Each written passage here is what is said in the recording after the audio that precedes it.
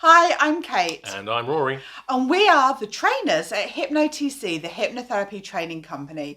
And today we're going to be talking all about what is hypnotherapy. Now, I'm going to start off with the very simplest of definitions, because hypnotherapy fundamentally is hypnosis plus therapy. There, I got the easy bit in. Yeah, definitely. So that's pretty much true. So hypnosis plus therapy equals hypnotherapy. Obviously, just hypnosis on its own isn't particularly therapeutic, and it can be used for other things like stage and street hypnosis as well. You may have seen people doing all that fun stuff, turning them into chickens and all that. Sport hypnosis, yeah. We don't tend to do that really with hypnotherapy for the fun stuff, but it's something that a lot of hypnotherapists do as well. So it can work together. However, for hypnotherapy purposes, the hypnosis is then used alongside therapeutic applications. So when you're thinking in terms of hypnotherapy, there isn't just one type of hypnotherapy. There are a vast range of different psychotherapies out there and schools of therapy too. So when we teach hypnotherapy, we are teaching our students 4 key areas of therapy. So initially, you're going to learn how to do behavioral hypnotherapy. So that's working with habits, with the things that the person is doing in the here and now. So if you're biting nails, if you smoke too much, if you're binge eating biscuits while you're watching TV, all of those types of behaviors will benefit a lot from behavioral hypnotherapy. What's the next type? The next type is cognitive, and cognitive is all about thoughts and beliefs. Now, if you believe you can, you're more likely to be able to, but if you believe you can't, if you're mentally thinking, I absolutely can't do that, then you're setting yourself up to not being able to do that. Hypnotherapy is amazing at helping you get rid of those limiting beliefs and develop new, healthy, resourceful beliefs and mindsets. Yeah. So you've got the behavioural aspect. So using elements of conditioning, and if you're looking in terms of psychology, behavioural psychology is a huge field, just the same as cognitive psychology. And you've got CBT, cognitive behavior therapy, you've got REBT, rational emotive behavior therapy, you've got mindfulness, you've got acceptance and commitment therapy. All of those different types of therapy fall under the cognitive psychology bracket, and they all work very well alongside or within hypnosis and hypnotherapy. Absolutely. Our next type is analytical. Yes, analytical psychology. If you've ever done any psychology training or read anything, you'll have heard of Freud and Jung and all of those folks. And we take a lot of what they did and adapt it alongside the hypnosis stuff that we do in order to create subconscious change. So not necessarily needing to delve deep into why someone did what they did in the past and how those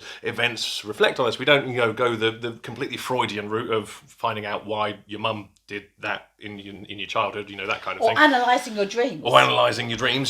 So we don't necessarily do that directly. However, it is a fantastic way of gaining insight from the subconscious mind. So that's the part of your mind, or the processes in your mind that work to keep all of your memories, and everything that you've ever done or learned can be accessed by your subconscious mind. So, there are frequently answers and insight there that just require a little bit of prompting. Often with hypnosis, it works really well.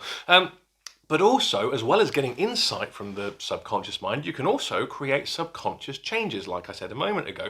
And one of the key figures in hypnotherapy, Milton H. Erickson, was a massive proponent of the idea that our subconscious mind has the answers, that we have the answers inside. We just need to allow them to come out to send us in the right direction to make those changes possible. And that's where analytical hypnotherapy approaches are fantastic.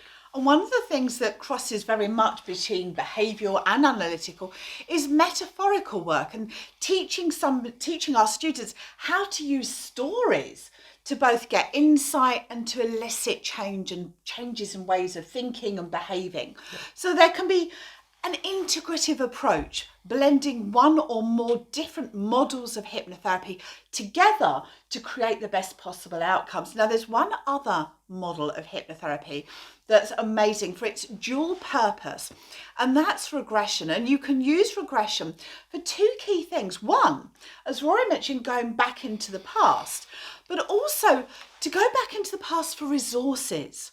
So all of us have had positive things in our life, and we can use those positive things to build up our self-esteem, our sense of self, and become even stronger and even better able to cope with change. You can also use regression to go back and look at the past.